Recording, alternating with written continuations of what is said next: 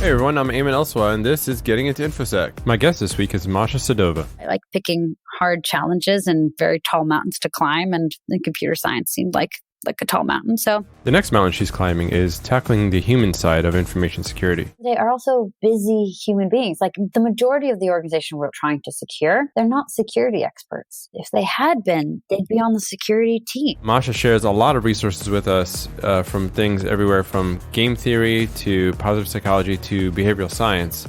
It was really amazing. It was just fascinating to me how deep of a field this actually is. And I think very few people actually realize how many avenues there are. Hey, so I wrote a book. It's called Breaking In, a practical guide to starting a career in information security. And that's what it is. What's different about my book, it's more conversational. It's kind of like if we sat down for coffee, what I would recommend to do and what to think about as you're trying to transition into information security. Links are in the show notes. And I'm recording an audiobook version, and guess what? I'm choosing a female voice for it too. So that's kind of interesting. If you have any questions or comments, like to get in touch, you can reach me on Twitter, LinkedIn, or email. Everything is at gettingintoinfosec.com. All right, on to the show. Hi, Masha. Welcome to the show.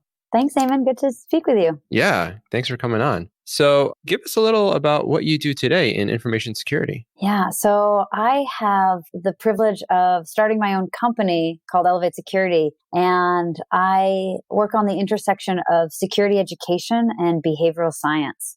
One of my favorite topics, having been in this industry for 17 years or so, is the human element of security. And while some people believe that it's the weakest link, I firmly believe that it can be the strongest element of defense. And so I've built a company dedicated to helping create people-powered security. Great. So yeah, people do say a lot of times that people are the weakest link in security. Mm-hmm. What do you have to say regarding that? I think that people who think that people are the weakest link come from an old school belief. I think we got to this belief as a security industry because we've taken a technology approach to a human problem. And we found that we can't patch a human being. And so when I talk to old school security practitioners, they say, well, humans always suck. They're always going to make mistakes. So we should just try to mitigate them at all costs and invest in technology. And we've been trying that approach for decades, and it hasn't really worked. And I think it's because we've taken technology solution to a human problem. And I think that's the totally wrong way of going about it, because human beings are dynamic, complex beings who make decisions not rationally, but we have things that we're afraid of or that we're excited about that motivate us. If we think about all those elements, which ultimately tie into the field of behavioral science, as I was mentioning, then I think we'll gain better understanding as to how we enable the human element to be part of the security conversation. Yeah, oftentimes they're the front lines, right? Yeah. So we do need to address them one way or the other. Yeah, and I've been in organizations where the human element has been the only way that we've detected attacks, because really sophisticated attacks have gotten through our very expensive technology stack that just wasn't tuned correctly. And it wasn't until a human being said, something looks weird here and I want to check it out. Can you walk us through a scenario that you remember?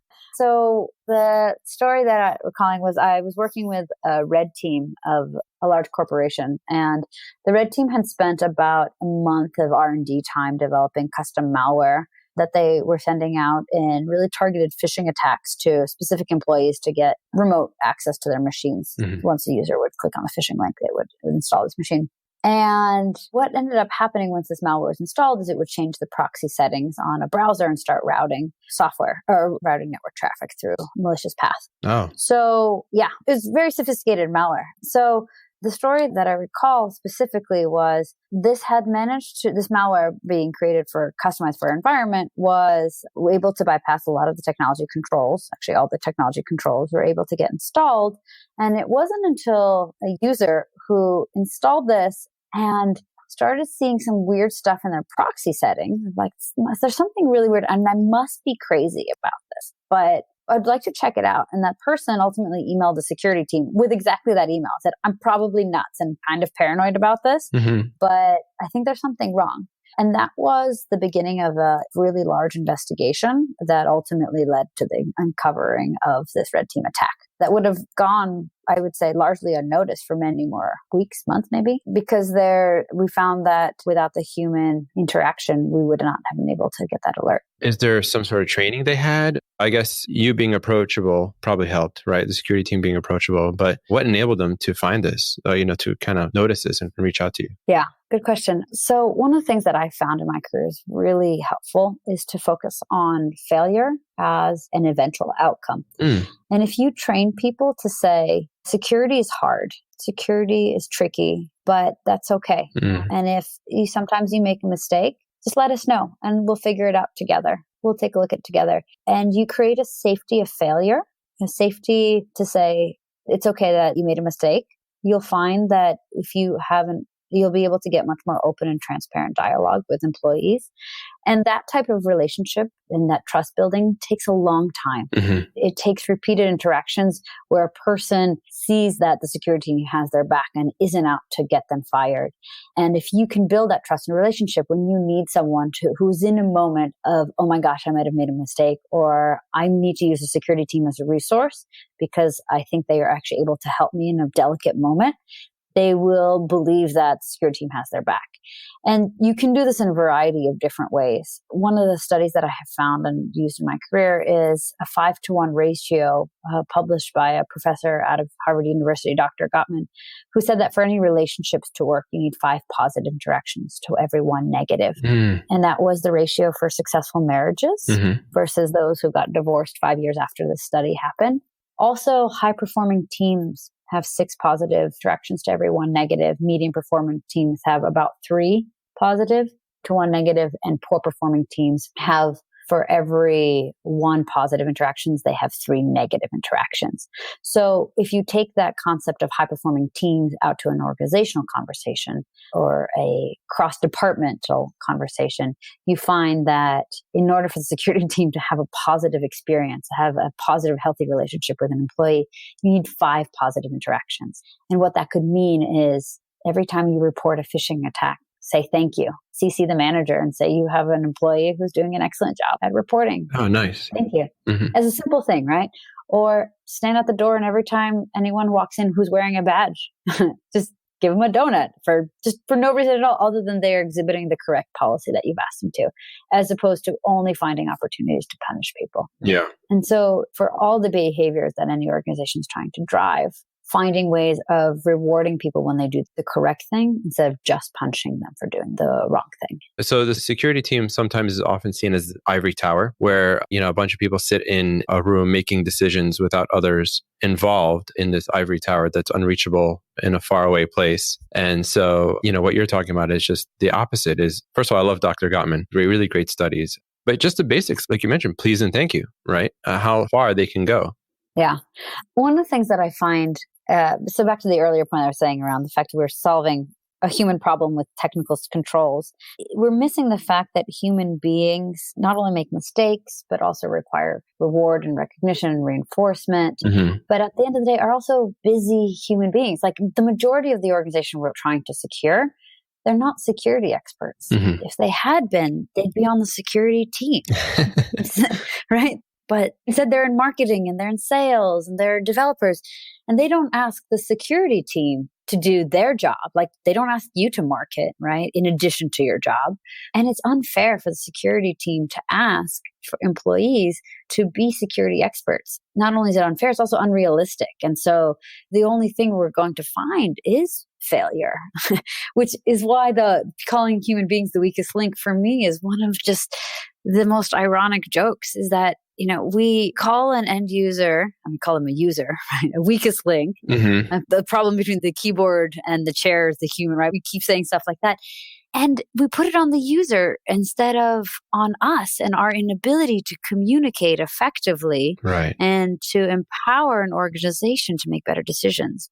And that can look like creating better tools, making them more usable, making it more streamlined, having general employees raise their hand and say, I don't know this, but I know who to ask because I'm not a security expert, and asking them to be security experts by giving them a boatload of security training right, is going to be unrealistic. I mean, will only end in failure and disappointment, which is where our industry has gotten to today on this issue. Yeah. Being approachable, having good bedside manners. Yeah, I know. Would you recommend folks to read the classic book, How to Win Friends and Influence People? Would that apply in this field? I think very much so. Yeah.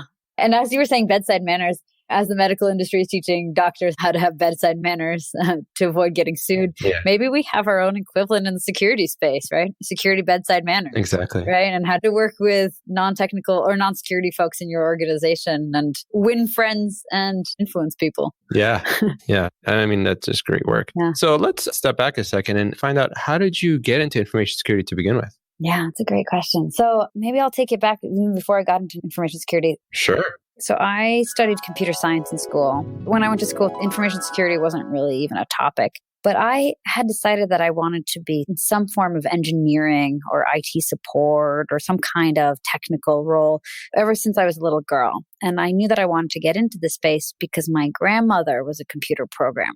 Oh. I know. So I'm originally from Russia. I was born in the Soviet Union. Okay. And we moved to the States in 1990. And my grandmother was the first graduating class of computer programmers in 1954 under Stalin in the Soviet Union. Wow, amazing. It's totally amazing. Yeah. And I asked her, I was like, Grandma, what programming language did you learn? She's like, when I went to school, we didn't even have programming languages, right? There's cards, mainframes right? and punch cards, right? Yeah. Yeah. And then she's like, then we learned PL and then Fortran and then C. Wow. And she taught my dad how to program in C. And my dad taught me how to program when I was a little girl. How old were you when you learned? I must have been like in 6th grade or so, 6th or 7th grade. Oh, okay. Yeah. So, I mean, not that early, but earlier than some. What was your first computer? Actually, we were pretty poor. So I would go into a computer lab in the local university and local community college. Okay. And play around on their Macintoshes there. Awesome. We still had access even though we were poor immigrants, we still had access to a computer. But it was interesting because, there's a lot of conversations right now about women and STEM. And if I look back as to why I got into this, I know I had role models in my own family, in my own life, and it never occurred to me that I shouldn't get into this field.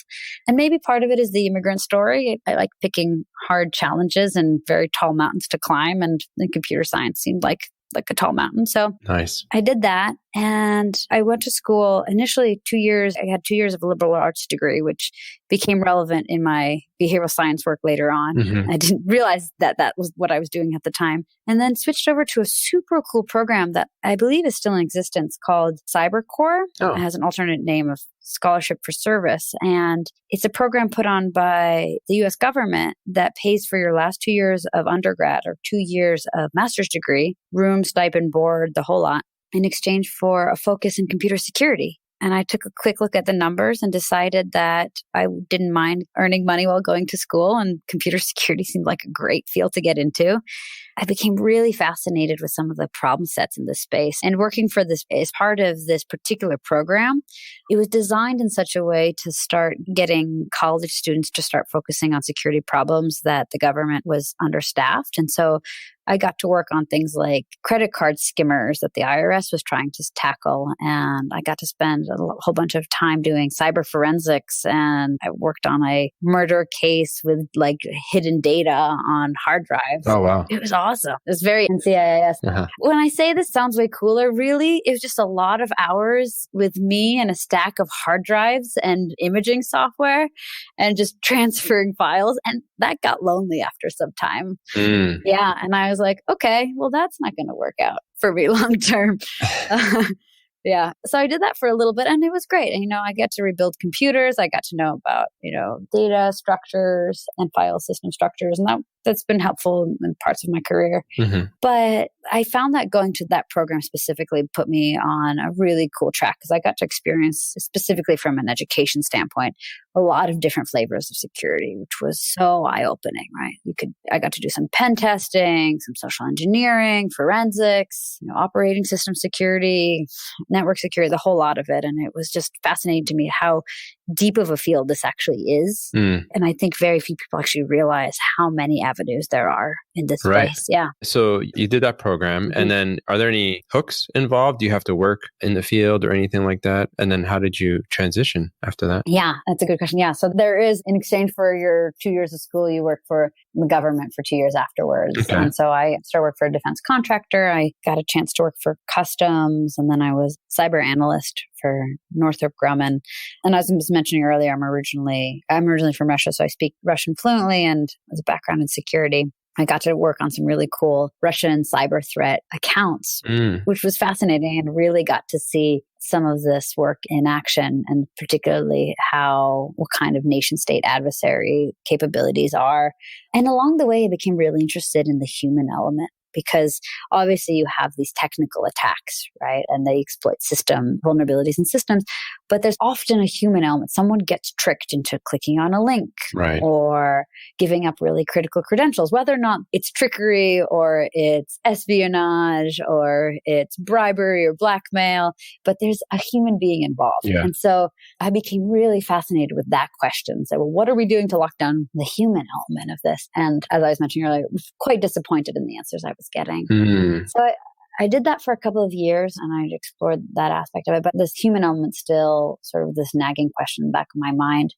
I kind of got tired of working for the government and the culture there. And I decided that I wanted to move west and find a job in the tech sector. And so I started with Salesforce in 2012, where I transitioned my career into initially an insider threat program there. And gradually that just expanded to, insider threat as a function is essentially finding a needle in a haystack, unless you have really great detailed data sets and tuning around anomalies. It's a very tricky path to go down. So I began asking these questions like, well, if I don't have the right tooling or the setup to find a needle in a haystack, can I get it such a way that the haystack rejects the needle? Wow. And I became obsessed with this question. I would go to bed sleeping, thinking about this. And I was like, what would it take for people to want to do security? But even before I got to that question, it's like, what would it take for people to want to keep their team secure? And so if there's any anomalies in this case, in sort of another peer's behavior, but even extending that out to like a technical system, what would it take for that person to raise their hand and say, something is weird and I think you should look into it? So back to the war story that I was saying earlier. What would it take? And I looked around and no one had any answers. They're like, well, you could give them more training. Yeah. I was like, well, that's not going to work out, right? And I was like, well, the answer is not in security field. We haven't figured it out. And I began this treasure hunt of finding fields that could answer this for me. And I came across 3 different disciplines that, as it turns out, are all interrelated.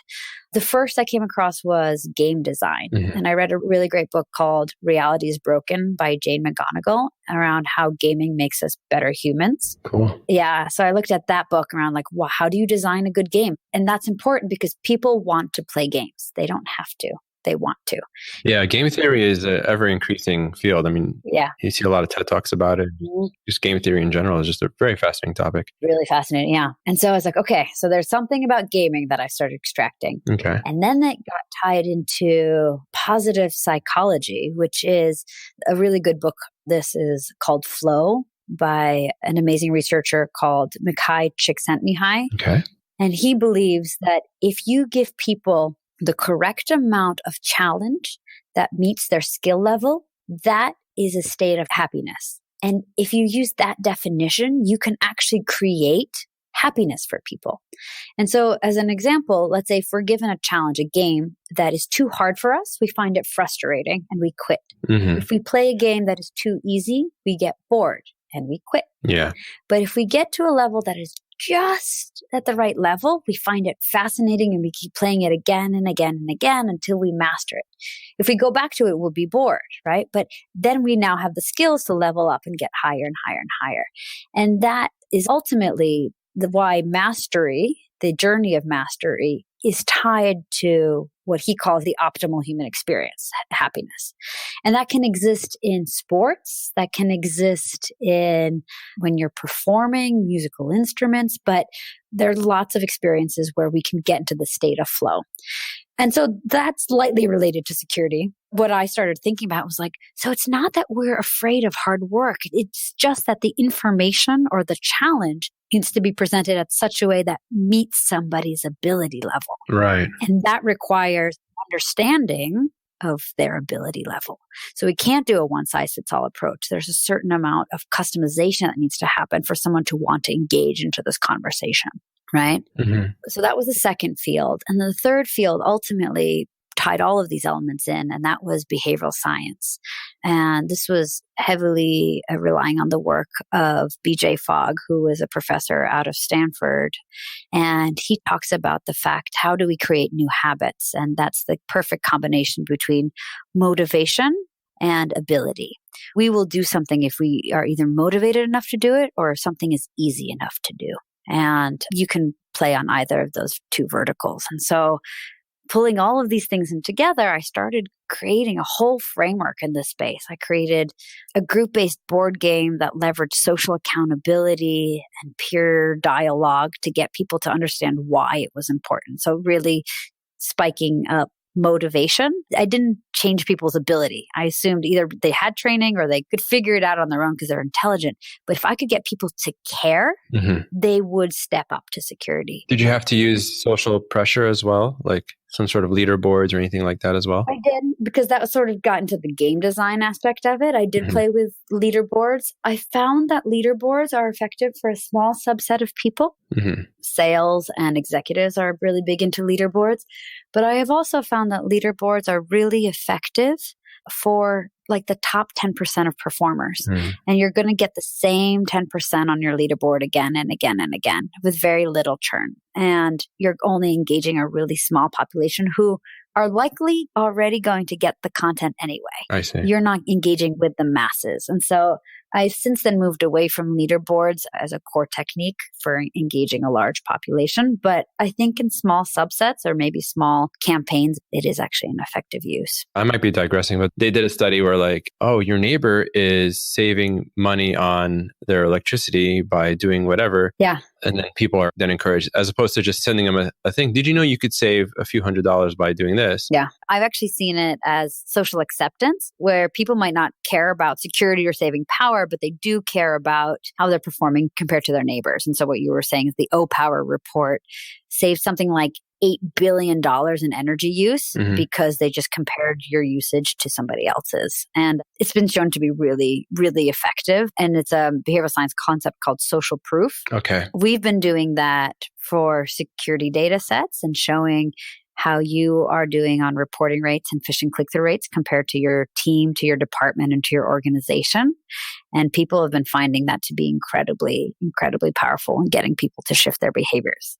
Because you might not care about reporting, but you might care about the fact that you report 3 times less than everyone else on your team, for example. That's awesome. So, yeah. And can you clarify when you mentioned about behavioral, is that also behavioral psychology or is that a different field? So it's behavioral economics, behavioral science, behavioral psychology. I think this is all Venn diagrams. Like there's mass overlap in them. I think behavioral psychology is probably subset behavioral science. I'm not entirely sure. I suspect a professor of one or the other would correct you, but I don't know the terminology enough to declare. We could save it for them. Yeah. Interesting. No, thank you. I appreciate that. Yeah. And now a message from our sponsor. This is a public service announcement. The government has spawned the new Pre-Hack Majority Report Division. We will save countless lives by predetermining who is about to get hacked in the future and wiping their devices ahead of time, saving you from an imminent hack. Our precogs are 100% accurate in determining pre-hacks, working towards a hackless future.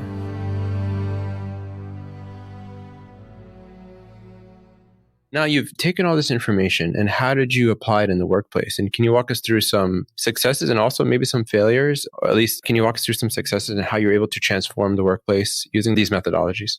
Absolutely, yes. So at its core, the security education industry has a belief that, the problem is that people don't know. And if I give you more information, you'll do something different. And all of a sudden, you'll change your behavior.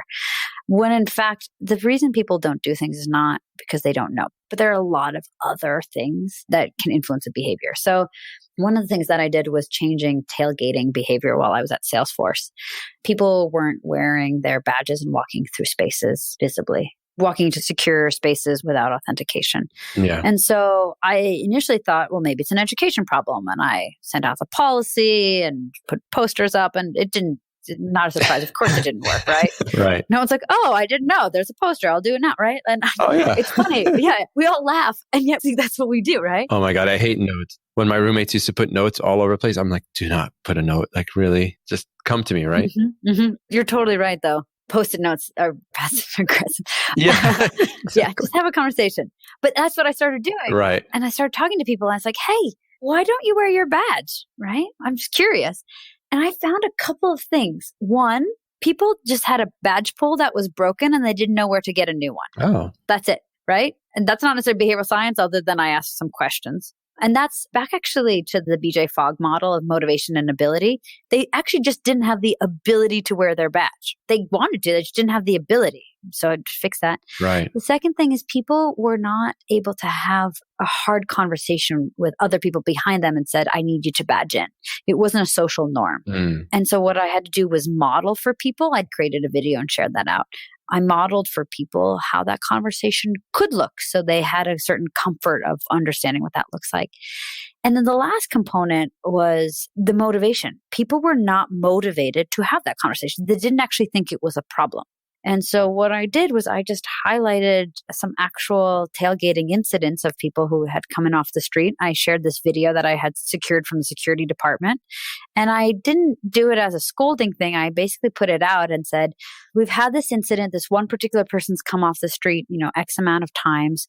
Could you please let us know if you see him? And I shared this video with people. And all of a sudden, everyone was united against like a greater cause, and everyone understood what they needed to do, which was badge and only let people who had badges in. They were empowered. And they were empowered to do it. And so by giving people the ability, the tools and the framework, and then understanding why they needed to do it, we shifted the behavior. And I'm told it's been about 3 or 4 years since I've been at the company and this department where I did it, or this building where I did it. And I'm told that that's still the culture is to always check the badges of people behind you, which warms my heart. That's awesome. Great work. Yeah. That's really cool. Thanks. Similar with phishing reporting, people always thought they were just going to get punished if they clicked on links. And once we communicated that the correct behavior was reporting and it wasn't just falling for a link, but actually reporting. And then we send out thank you emails to their managers. We highlighted top reporters, fastest reporters.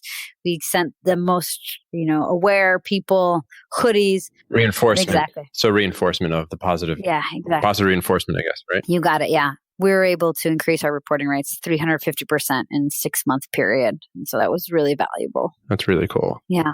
Nice work. Mm-hmm. So the way I initially found you, Masha, I was just browsing interwebs and found a Europe video where you were mentoring someone that was going through the program. Mm-hmm. So can you talk about some of the mentoring you've done for others, what you've seen out there, and maybe advice for folks that are looking to get into the field? Yeah. I think mentorship is probably one of the most pivotal ways of getting people into this field and getting them to stay in this field.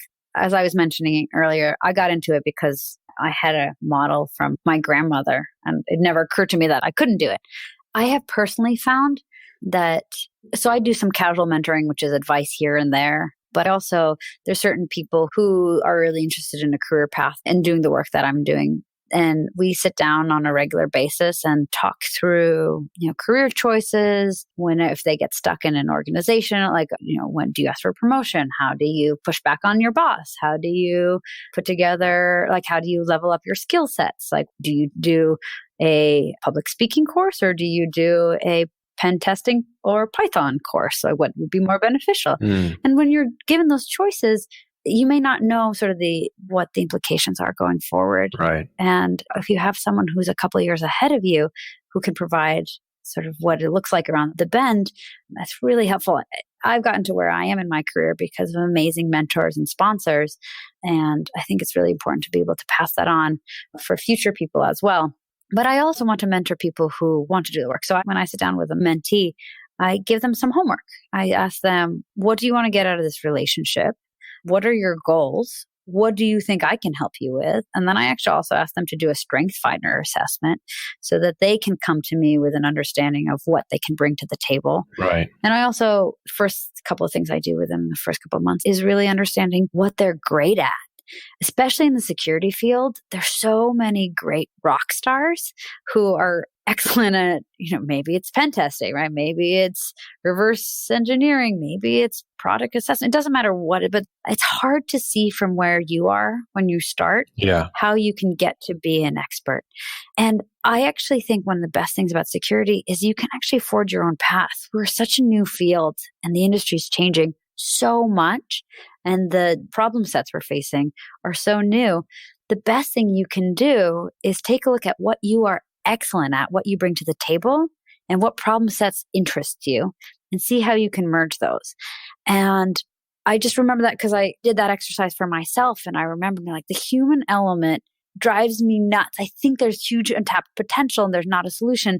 And I, way back in my past, as I mentioned earlier, I had a liberal arts degree that I thought was a waste of time for most of like my, cyber analyst days. And it wasn't until I got to this problem set and I was like, I can see this problem set and connect the dots in a way that no one else around me can. And at first I thought that must be something wrong with me. Right? Like I should be better at like log analysis, or I should be more technical. And it took a lot of courage in my own path to say, I'm going to start a new approach to this. And I don't care if it's never been done before because I want to try this out. And I think I have what it takes to create a new path here.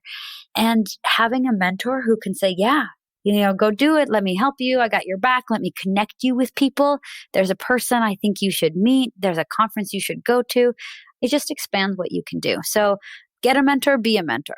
Wow, amazing. Any tips on how to find a mentor for those looking to get into the field? I mean, from your experience, what have you seen out there? What are some common mistakes that you're seeing those coming into the field doing that can probably be corrected? Yeah. So I wouldn't go up to someone and be like, would you be my mentor? I don't think either party knows what that means. Okay. I think it's really helpful if you can come in with a very specific ask and said, I'm really interested in X, whatever X is. Getting into behavioral science and security. I'm really interested in your application of finding backdoors in this application. Or like, I'm really into hardware security. And I know that you are like a leader in this space. Would you be willing to help me architect my career or work with me on the next several steps to get me into a job in a successful company, or working on a really cool research project, or work with me to present at a next conference? But having some tangible goal that someone can work with you on specifically is really helpful. And so don't come to a mentor expecting them to tell you what you need to do. You need to show some initiative and say, this is my goal, and I think you're the person who can help me get there. And I think that's one really valuable way. And then don't be afraid of cold outreach. Find people who speak at conferences, publish papers. I mean, some of the reasons I love doing that and podcasts like this is because I find that it makes my background and my story available to a lot more people that I would have never had a chance to meet.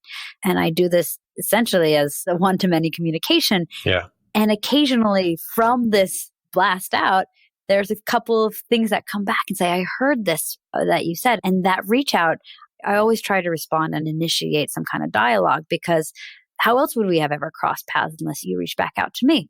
And so I highly encourage finding people who do speak a lot in this space, because they're probably a great place to start. Because even if they're maybe at capacity from a mentorship perspective, they might know other people that you can get in touch with. Yeah, at the end of the day, it's all about the human connection. We oftentimes overlook that in every step, and we just don't realize that there's all these humans out there. Let's be human for once. So yeah, it's a lot more satisfying to be humans than just to be digital robots. Yeah, I like being human. So tell us more about Elevate Security. How does it work? You've taken all this information, all this science. How does it work with Elevate Security? Walk us through. And is there anything that folks can use that are trying to learn about security from your product? Yeah. So at its core, what we're trying to do is rethink the way that enterprises, companies approach their human element. And so, as I was mentioning earlier, as a foundation of behavioral science, we are building 3 different product lines that really look at the full human experience. So the first product that we created is a group-based game called Hacker's Mind. And you sit down in a room or a virtual room and you play through this game with your peers or your coworkers. And you experience what it looks like to look at yourself from the perspective of a hacker. And you ultimately design an attack against yourselves, exploiting the human vulnerabilities, the social manipulation techniques that you've uncovered in yourself and trying to get access to the key asset that you have, ultimately designed to get you to care about why security even matters. That game as a whole is not teaching you about 2FA or password management techniques. It just teaches you why you have access to information that hackers out there are motivated and interested in getting at and the methodologies that they would use to approach. And I found that this specifically, I built this virtual game off of a board game that I had prototyped at Salesforce and rolled out to 25,000 people. So I guess not really prototyped. And I found that just the act of getting people to understand why shifted a culture so significantly that any other security programs you did on top of that, people started pulling that information in instead of having it shoved at them. So that was why this is the very first product that we built at Elevate, because in my career, it's what I've seen to be single-handedly most impactful. Okay. And it's also fun because you get to play with your peers. Again, the human connection, right? Yeah. It's not just you and a machine, it's dialogue, which secondarily actually really helps with retention. If you have discussion, you're likely to remember something 70% more than if you just read it, which is 15% retention. Awesome. And the second product is like, okay, so cool, you care, now what? Wouldn't it be great to know what specifically you need to do to be a better security-minded employee? And if, let's say, Susie at a company is excellent at security, she never clicks on a phishing link, she has a password manager, she reports all the time, why does she need to go through the same security training that John on the other side has to go through, even though he's terrible, right? He posts secrets to GitHub all the time, has leaky S3 buckets. It's not necessarily fair, and it's also not relevant. So what we're doing is ingesting the security behavior data that exists for large enterprises, often in Splunk or through phishing assessment tools and reporting, doing analytics on that and providing for every employee in the company, like the equivalent of, as you were mentioning, the O-Power report that basically said, based on how you performed the last quarter, these are your strengths and these are your weaknesses. And for your strengths, we give out badges. And for your weaknesses, we provide very specific training to course correct on that behavior. So if you don't have a password manager, we take you to a password management installation guide. And if you don't know how to report, we take you to reporting guidelines. And if you've reported every phishing attack, there's a badge. So you're great. And we show you how you're doing compared to your peers, because again, you might not care about security, but you might care about social acceptance and belonging. And we use things like pointing out who's the most senior person in your organization who uses a password manager, for example, right? Okay. And then all that data is also pulled back for the security team so they can see, I'm trying to influence malware download rates. Is it actually getting better or worse? So you can actually start using data-driven approach to your security awareness programs to see if you're actually making an impact, or are you finding that the posters you keep putting up in the sticky notes are keeping you flatlined, right? Yeah. I anecdotally have seen this, but I'm on a mission to show the industry the data that shows, ongoing videos and newsletters don't do anything to shift behaviors, or do, maybe 3%. And then you got to try something else, right? So to really start seeing what kind of campaigns truly start shifting a behavior. It might be an email from the CEO, right? It might be a video of your latest tailgater, or it could be sticky notes, and I'm totally wrong, but really start using a data-centric approach to understand who are your high-risk groups, who needs focus on, and then give people very customized and tailored recommendations for where they are. Okay. Yeah.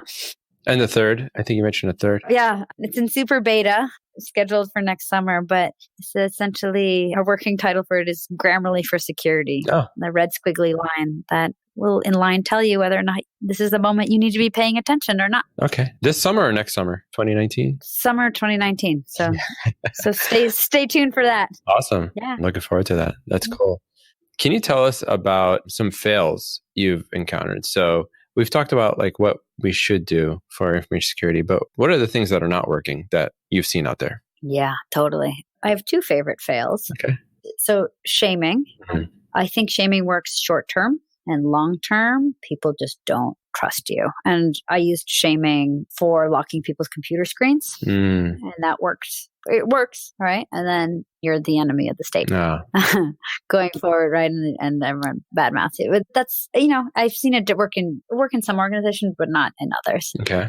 Second, I have run phishing campaigns that have impersonated well-known logos and brands, FedEx and Dropbox and Facebook.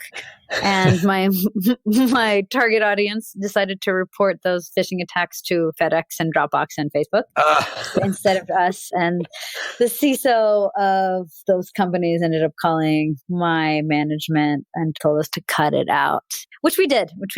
Right. What a way to meet. I know. I would have probably just had an informal heads up next time if I felt like a campaign like that was really important to run. It really is too bad, because if you neuter a campaign enough to make it, a package is here, but without the branding, attackers do it all the time. It's too bad that as training, we can't do that. But yeah, that's the thing. And the last lesson I learned that I was really surprised on is money isn't a motivator as much as I thought it would be. And I have since done a lot of reading in this space, but I found that, so the specific example was I was running a bug hunt, like a bug bash for a set of products. And we basically said, if you show up and you find the most number of bugs, top winner will win this $1,000 piece of technology. I think it was sort of iPad at the time. And I found that very few people showed up, despite it being marketed and communicated and set on people's calendars. And I was really confused, because I would have thought that $1,000 would have been plenty of money to get someone in the door. Yeah. And what I've since found is what happens is that people do this correlation. They say, I'm really busy and I don't really need that, whatever, $50, $100, even $1,000. Like, it's not really worth it. I can live without it. It's not a big deal. And they do a calculation in their mind as to, is my time or my energy worth that $1,000? Yes or no? And they'll often opt out because they have a lot of stuff going on. And so that's an extrinsic reward. Now, if you tie something in that's an intrinsic reward, something like competition, like win amongst your teammates, right? Or altruism, like defend this company in a way that no one can, but something that doesn't have a clear monetary value, but it does have a personal value to somebody. You can also get tied into things like access, something that they can't buy. An example to this is you have exclusive access to a lockpicking class, for example, something that they can't just go on Amazon and purchase, or win lunch with an executive of your choice, or get a preferred parking spot for the month. Yeah. But stuff that they can't necessarily just straight up buy an Amazon gift card, right? The equivalent will go much further in tapping into people's motivation. Because if you or anyone want to read more about this, it's a concept called market norms versus social norms. And the book Predictably Irrational goes into this. I love that book. It's so great.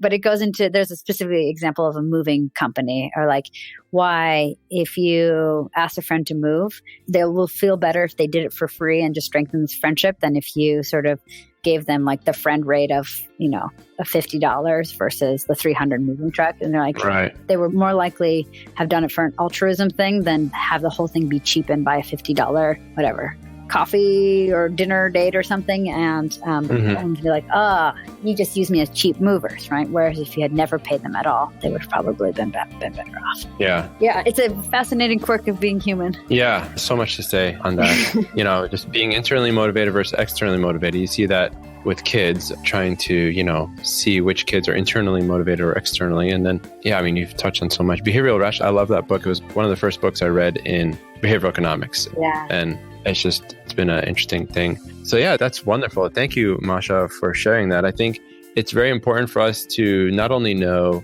the best way to do things, but also how others have made mistakes. So oftentimes when we see people out there, we don't see all the mistakes they've made. And I think we can learn from their mistakes and failures. So thank you for sharing that. That was really helpful. My pleasure. And thanks for all the great questions. Oh, thank you. Yeah. I think we could put a part 2 of this at some point. There's so many things I just didn't get to touch on. So, but thank you for coming on the show. And how can people reach you if they want to? Yeah. So the best email to reach me is masha@elevatesecurity.com. I'm also on Twitter at Masha, MODMASHA. I'm also pretty active on LinkedIn. So please feel free to find me there and drop in your note that you heard me on this podcast, and I'll make sure to accept your request. Okay. Well, thanks for coming on the show today, and we'll talk to you soon. Ivan, thank you so much. Really appreciate it. All right. Thank you. Thanks for listening to the show. Links will be in the show notes. If you have any questions or comments and like to get in touch, you can reach me on Twitter, LinkedIn, or email. Everything is at gettingintoinfosec.com. If you like the show, please share with your friends and let others know. They might thank you for it. Every week I let my guests pick their outro music, and this week it's Entire by Quintes Moreira.